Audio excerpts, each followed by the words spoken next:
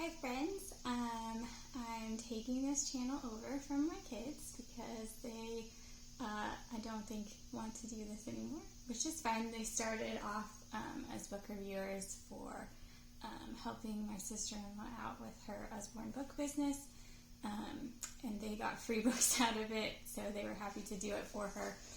But now they've decided, I guess, that they're too old for that, so they've moved on. But I read a lot, and I don't get a chance to talk about the books that I read, so I figured we have a channel called The Book Reviewers. I might as well keep it going. So here's our first one. So the book I'm going to talk about today is called American Dirt, and it's by Jeanine Cummins. Its format is, I read it on the Kindle book, and its voice is, I read a lot of third-person limited books, and so I was kind of thinking this one was going to be the same, that it was going to be third-person limited, because most of the time you're only getting views from the mother or the son, who are the two main characters in the book, but every once in a while it'll throw in third-person omniscient or talk about, and this character thought about this moment until they died, or for the rest of their life. So, it is a third-person omniscient, it's just most of it focuses on those two main characters. So the premise is that you have Luca and Lydia. They live in Acapulco, Mexico. Some things happen almost right away in the book that they end up having to run for their lives, run out of the city, and then so the whole rest of the book is them trying to get on American soil, American dirt. I thought there was going to be a little bit more actually in America, but that's just kind of like the epilogue of once they make it. Spoiler, they make it.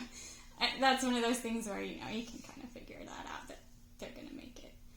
And there's this one spot in the Kindle book where it said something about, and she opened the book up to here, and then there's a link for here that takes you back to earlier in the book. But I think it's a mistake, because sometimes they do stuff like that and it's really cool, but it didn't actually reference anything that made sense, and it didn't improve the story. They were sort of talking about a book in the scene that they said she opened the book up to here, but it wasn't the same book, so it didn't really make sense. I like it when they do stuff like that in books, but it needs to make sense. The other thing that I don't like it when they do things like that in a book is if it gives you a link and it takes you back to another place in the book.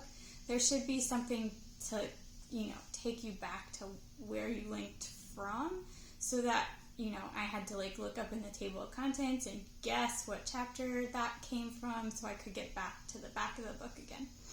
So, that being said, as far as the story, it was definitely an engaging story. It kept me entertained. It was one of those books that I didn't want to stop reading at night because I wanted to find out what happened next. There wasn't anything out of the realm of reality, I thought. Everything seemed realistic to me. Granted, I'm not an expert on Mexican culture, so there could have been things that were unbelievable, but everything seemed realistic to me. The one thing that I thought was a little strange was it seemed to have the very political bent of trying to convince people about the hardships that Mexican immigrants go through and why so many people would want to come illegally. There was a short little section where they kind of talked about, maybe she could just walk up to the border gate and apply for amnesty or for refugee status, especially with the circumstances that were going on, and especially because she had a kid. But they didn't even really dive into that, of why.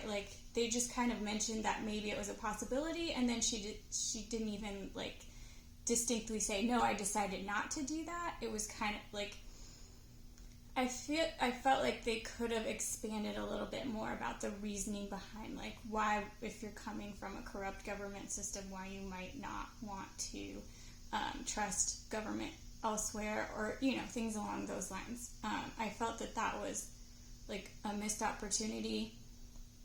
And the other thing that I felt like was, it seemed like if you want to bring people to a point of compassion for Mexican immigrants who are coming to the United States, not through the legal channels, but just trying to come over the border. If you're trying to bring compassion for those people, in some ways, I guess it makes sense to take someone who's female and middle class and show like how she comes through that story. But I felt like there should have also been stories of what was more typical, and even like they met a lot of people along the way, and it was still like women and children to make you really feel bad for the people, whereas I felt like we should also have compassion on men.